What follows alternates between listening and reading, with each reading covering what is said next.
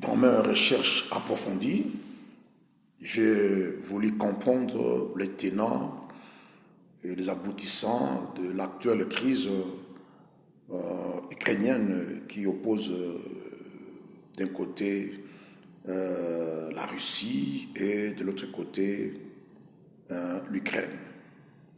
Mes chers amis, je vous dis, il y a une possibilité de lire l'actuelle situation qui se passe en Ukraine à partir du Tanakh, qui est le livre sacré du peuple juif, et l'Ancien Testament. Hachem, dans son grand amour, il a consigné des grandes lignes de l'actuelle politique internationale parce qu'il en est le maître. Vous voyez, et ça nous permet aujourd'hui de reporter par rapport aux crises mondiales, ressortir, comme j'ai dit, le tenant et les aboutissants, les issues et les dénouements de crise mondiale. Vous voyez, donc personnellement, je sais comment finira le grand conflit dans le Grand Moyen-Orient entre Israël et ses voisins arabes. Vous voyez, je connais déjà la prochaine superpuissance mondiale qui sera le monde post-américain. Vous voyez, c'est l'Union européenne, ce n'est pas la Chine. Vous voyez, et je sais analyser, critiquer, pronostiquer sur la crise ukrainienne. C'est un événement très important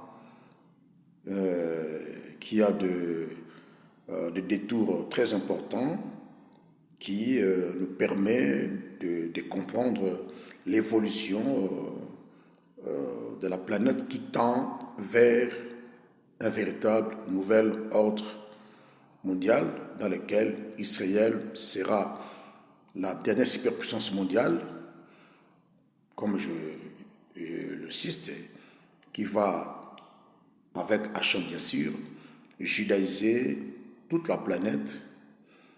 Le judaïsme deviendra et restera la seule religion unique au monde. Et les valeurs judaïques vont remplacer, vont se substituer par rapport au droit international actuel. Et le monde vivra dans une paix durable sans fin. Alors je reviens, je fais une découverte. Je peux expliquer par rapport au Tanakh la peur, la méfiance de Vladimir Poutine par rapport à une approche suicidaire des États-Unis. Cela aurait été inscrit dans le Tanakh par de grands prophètes d'Israël. Vous voyez, cette guerre en Ukraine a des causes lointaines et des causes immédiates. La cause lointaine, c'est la fin de l'ex-URSS. Vous voyez, tout a commencé à cette époque-là, la méfiance russe qui est aujourd'hui incarnée par Vladimir Poutine, qui c'est un grand stratège, c'est un homme qui a l'histoire dans la tête, comme je dis.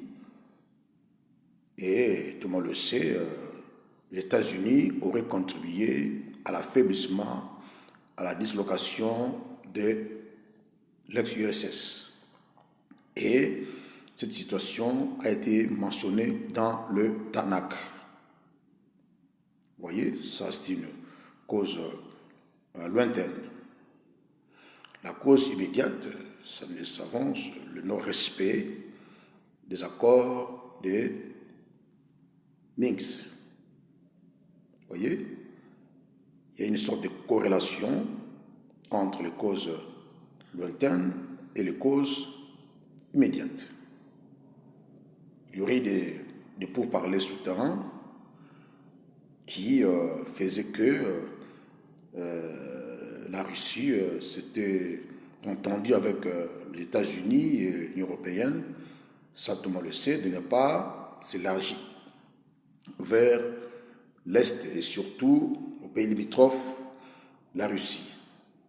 C'est pour la survie nationale, la sécurité des États-Unis, de la Russie, vu la situation qui s'était passée en 1989 ou 90 avec l'effondrement de l'ex-URSS qui était fomenté par les États-Unis. Alors pour se sécuriser, se garantir, les Russes se sont entendus avec l'Occident de ne pas s'étendre à l'Est et surtout aux pays limitrophes de la Russie. Il semblerait que ces accords n'ont pas été respectés et à la recherche de mettre en place une ceinture de sécurité, une zone rouge ou une zone tampon, la Russie misait beaucoup sur l'Ukraine qui avait des velléités d'adhérer à l'OTAN et à l'Union européenne. Cela constituait une menace pour la sécurité de la Russie qui a procédé par une guerre, je dirais, préventive comme les États-Unis en avaient fait en Irak. Et stratégiquement, ils ont pris des territoires en Ukraine et la Russie s'est organisée pour que ces territoires, les Donbass et les autres, se proclament des États indépendants et avec ces accords de Minsk. Donc, c'était entendu que l'Ukraine reconnaisse en tant que des États ces territoires qui ne menacent pas tout consort. Alors, selon Vladimir Poutine, l'Ukraine continuait à menacer ces territoires et deuxièmement, sa tentative d'adhérer une fois de plus à l'OTAN, à l'Union européenne, c'était une menace, une approche subsidiaire des États-Unis aux portes de la Russie. Donc, c'est ça les mobiles qui a poussé les Poutine d'engager des opérations militaires spéciales en Ukraine. Donc, le non-respect des accords de Minsk, qui est une cause immédiate, mais la cause lointaine, c'est à partir de l'effondrement de l'ex-URSS. Et j'ai pu découvrir que cette peur, cette méfiance de la Russie, de Vladimir Poutine, aurait été annoncée, prédite dans le Tanakh par les grands prophètes d'Israël, qui pouvons comprendre aujourd'hui le tenant et les aboutissants. Et même la politique des provocations, de déstabilisation des États-Unis a été reprise dans le Tanakh par le grand prophète d'Israël. Lorsque le temps sera là, je vais éventrer les bois, le monde comprendra que ce que sont en train de dire, c'est véridique, c'est vérifiable dans le Tanakh.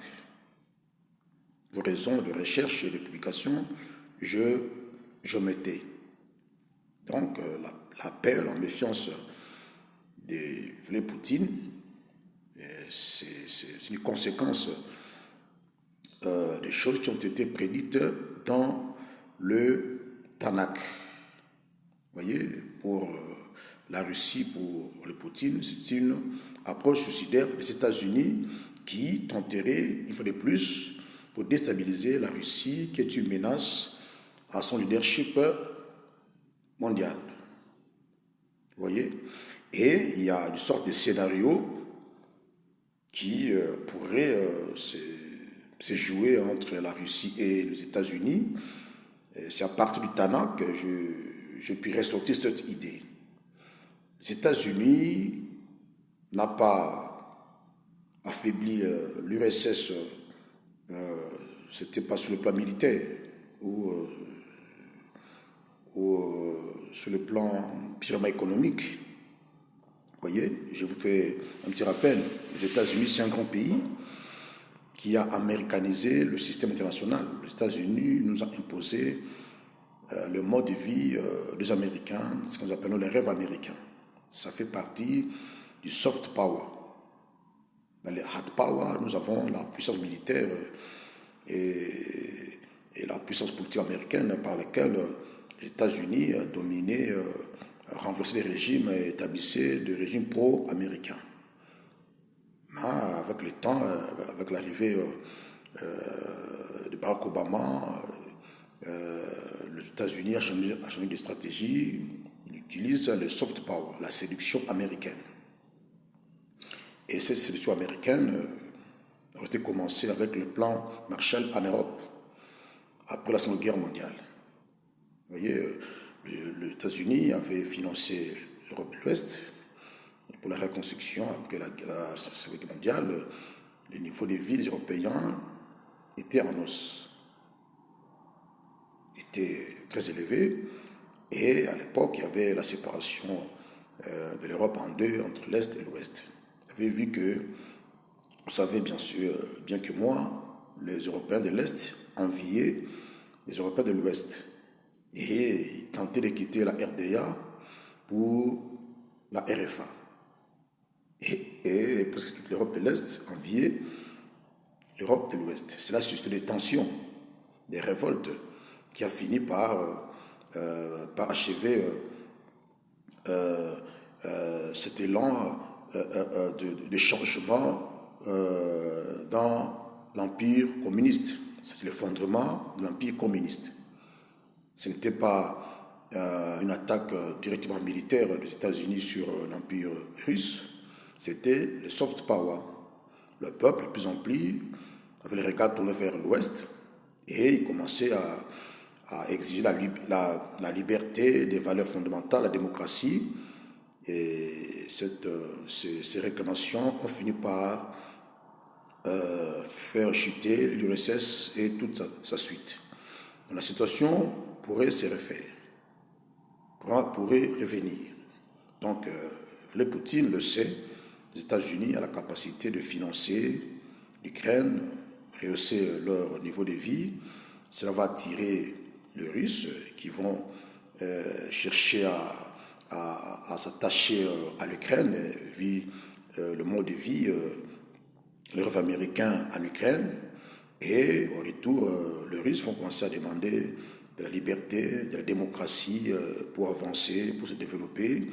Et cela finirait par des révoltes, par une révolution qui, on se rappelle de la révolution orange en Ukraine. Le Russe accusait les Occidentaux d'être à la base. Donc la même scène risque de se répéter. Voilà pourquoi Vladimir Poutine est catégorique qu'une approche des États-Unis à ses portes sera suicidaire. Voilà pourquoi il fait cette guerre, je dirais préventive, bien que les Russes l'appellent une action spéciale militaire, mais c'est une guerre préventive, comme les États-Unis en avaient fait en Afghanistan et en Irak. Donc, j'ai fait une découverte, la peur, la méfiance de Vladimir Poutine par rapport aux États-Unis, ça a été inscrit dans le Tanakh. Voyez? Et la politique de provocation, de séduction, le soft power des États-Unis pour renverser ses adversaires, ça a aussi été inscrite dans le Tanakh. Malheureusement, les États-Unis ne pourraient plus continuer à être les gendarmes de la planète. Son temps est arrivé, son déclisme est en marche. Et c'est l'Union européenne qui va remplacer les États-Unis. Donc ça ne sera pas la Chine, comme je l'ai dit, ni la Russie, c'est l'Union européenne. Donc,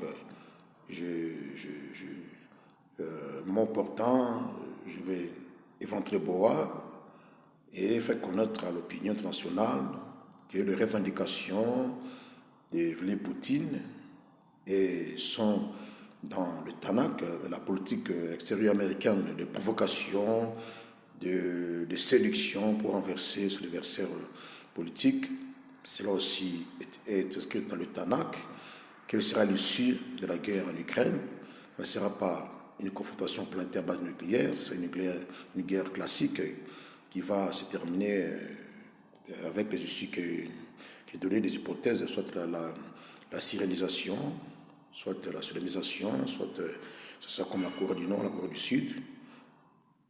Et ce sera vraiment très compliqué, mais la Russie va toujours garder la même mise sur la région du Caucase de Sibérie, c'est une puissance militaire, parce que la Russie a une mission spécifique présidentielle par rapport à l'État d'Israël. Donc, je continue à faire appel à la participation de bailleurs de fonds, des producteurs, des maisons d'édition, des maisons de production, des journalistes d'investigation, des commentateurs, des spécialistes qui vont